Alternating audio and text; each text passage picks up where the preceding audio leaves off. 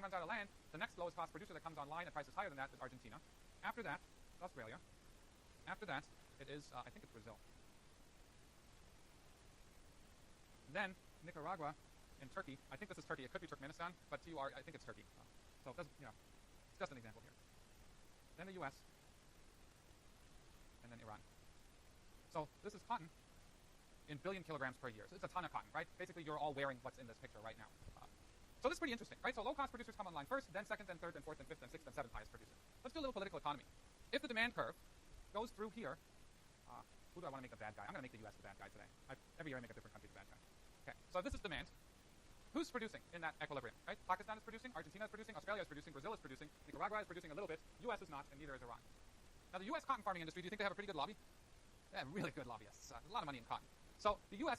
Cotton growers hire a good lobbyist in a Brioni suit, made from cotton, of course, and send him or her to Washington, D.C. to convince senators and House members and presidents that a subsidy on cotton is in the nation's interest. So we pass a subsidy on cotton. What does a specific subsidy on cotton going to do to my average cost of production? They're going to go down, right? That's what we started the lecture with. If you do a specific subsidy, your average costs drop. So what does this mean? Let's do a nice, sizable subsidy right here, okay? So let's say there's a subsidy in this amount. So now, all of a sudden, this here is the average cost of the U.S., which is now, because of the size of the subsidy, lower than Nicaragua and Turkey's. So where does the U.S. go in this order right here? It slots in right after Brazil, right? And the new curve is going to be U.S., Nicaragua, Turkey, and then Iran. So the U.S., through a subsidy, jumps in line in front of Nicaragua and Turkey, just through the subsidy. So for those of you who are interested in trade negotiations, do people get angry about agricultural subsidies? Yes, right? Who subsidizes agriculture like crazy people? We do. The Europeans do. The Canadians do. Lots of us do. And what does that do? Well, we have the ability, because we collect lots and lots of income in corporate taxes, to hand this over to our agricultural industry in terms of a transfer payment, and we put ourselves in the global supply curve before countries that can't afford to pass subsidies like this. And this is the Econ 100 explanation why people start throwing stuff at trade negotiations, because it's simply not fair, right? But if we're ever going to resolve this, I'll buy all of you a beer, even if you're 70 and I'm like 100. Okay, so this is heterogeneous firms. Yes. Yeah. So if you wanted to draw this, right? So the way this would then go is as follows, right? The U.S. So you would figure out how wide the U.S. is here. So I'm going to approximate this. So here's U.S., right? And then Nicaragua goes there, and then Iran goes here, right? Something like this. But it just skips in the order. Clearly, the other point here is I drew these as actual steps, right? These aren't actual vertical steps, because at the very end here in Pakistan, you sort of march up Pakistan's marginal cost curve until you get to the minimum average variable cost of Argentina. Then you walk up the joint marginal cost curve of Argentina and Pakistan. So these things are actually a little bit sloped here, but it's a minor detail that I'm not going to bug you with on an exam. Okay. Long-run market supply curve. I want you to know that this is a factor. I don't need you to know how to draw this. But I just want you to think about this example I gave you a couple of minutes ago. If a single industry or market buys most of or a large amount of a certain input, then if the output of that industry goes up a lot, that shifts the demand for the input enough that the price of the input actually rises. So, there's all kinds of cool examples like these rare earths, for example. There's something called coltan. It's a metal that's used in the production, I think, of the Sony PlayStation and a bunch of cell phones and stuff like that. It's only in a couple of spots in the world. Lots of interesting political economy and conflict issues there. But the notion here is if all of a sudden we start really ramping up the production of cell phones and PlayStations, it actually drives up the price of coltan, right? So the input price does not stay constant as the output of whatever it is you're producing starts going up. So what this means is as industry output goes up, if your input prices go up, with industry output shifting up, your average variable and marginal cost curves start going up because industry output goes up and your input price rises, right? So what this means is that the firm's average variable and marginal cost curve, which we sort of held constant, right, it always was in the same spot and then we aggregated, actually starts, and we need to do an animation here, right? So I don't know how to act this out. I don't think I can. Okay, I'm just going to do the average variable cost curve, right? If this is the average variable cost curve and I'm going to look at market output over here, start low, right? Market output goes up, your average variable cost curve starts shifting up because the input price goes up. This could go the other way around too. For some industries, if these the firms that produce inputs have increasing returns to scale, as market output goes up, your individual average variable cost curve could actually go down, right? So it could go either way, but I just want to keep in mind here that individual industry output can actually affect input prices, and this can lead to upward or downward sloping long-run supply curves, okay? So that's it for long-run market supply. I agree. This is really boring, all of it. I love this stuff, right? But I'm a nerd. I realize that for you guys, reading Hegel is much more exciting. Who here is reading Hegel right now? Having fun? I had to read it in German. It was even worse. Not my favorite. And I've forgotten all of it, too. And I haven't, but I haven't forgotten the pain of reading it. Okay, so what I want to do is I want to apply the competitive model, right? So we're going to see what happens, how well off consumers and firms are in different versions of the competitive model. So at first I'm going to show you the well-being of having a market that's actually perfectly competitive left alone, and then I'm going to start messing with that market in the form of different government regulations and show you that interfering with a perfectly competitive market actually makes everyone worse off. And that's true. And that's where the pundits end, and then they ignore the last 7 weeks of this course, right? Because the premise there is if a market is perfectly competitive, interfering with the market will make everyone worse off. That's true. The problem is most markets aren't perfectly competitive, and when markets aren't perfectly competitive, messing with the market might actually increase social well-being. So we're going to start with the first one, right? Perfectly competitive market, mess with it, show that everyone's worse off, and then we're going to have a lot of fun looking at non-competitive settings and seeing that messing with that particular market might actually make society better. Okay. Before we do that, though, I keep on saying making society better off, right? And you're already thinking of measures of happiness like utility. Max is probably going to sum up UDLs across individuals, and that's going to be our measure of happiness.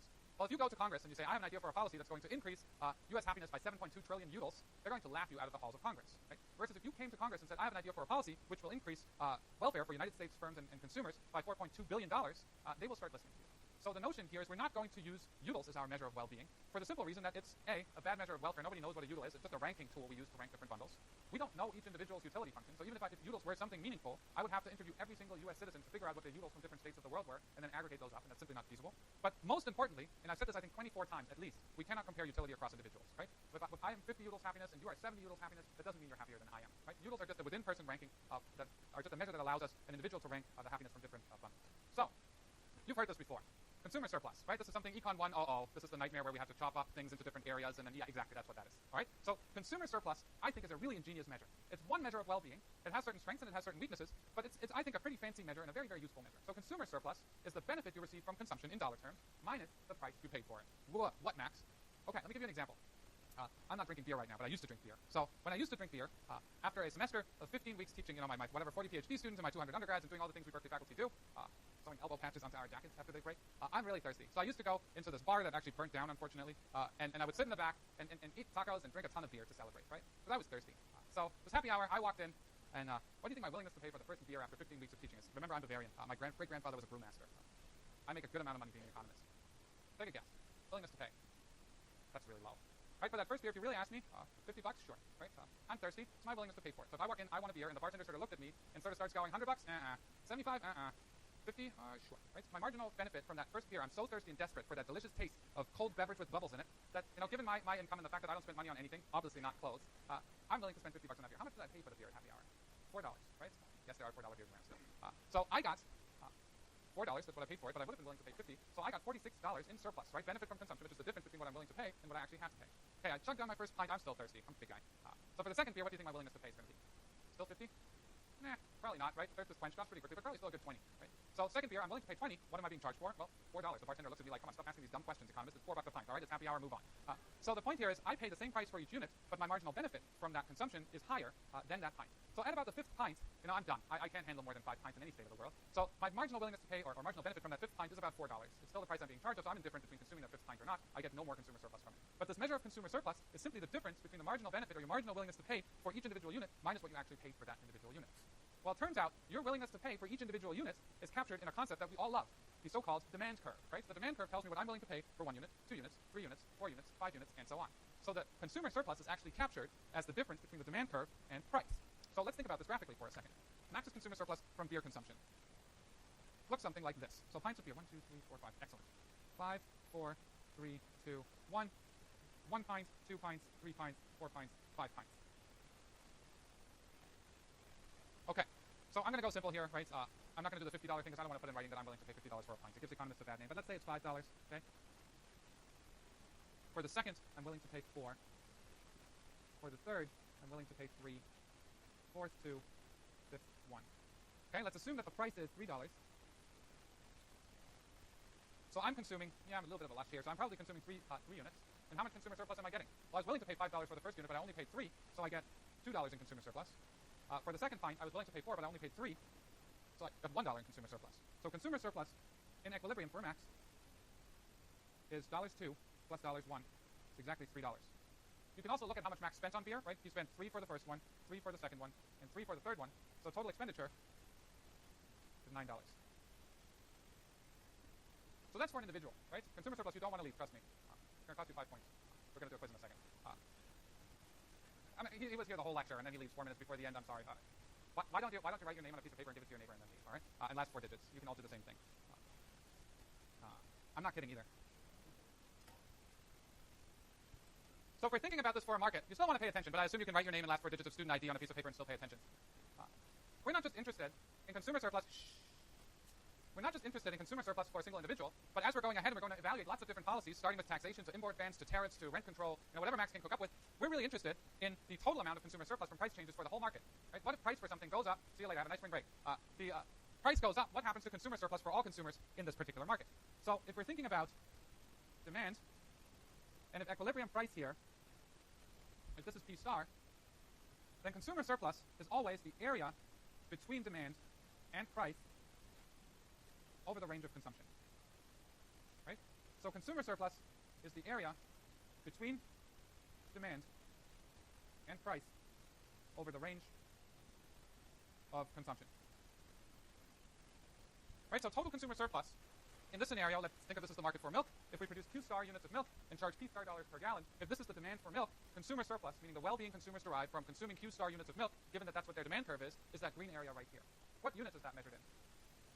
Almost dollars, right? Because it's difference in dollars between your marginal willingness to pay and the price charged. So this area is actually dollars of consumer surplus.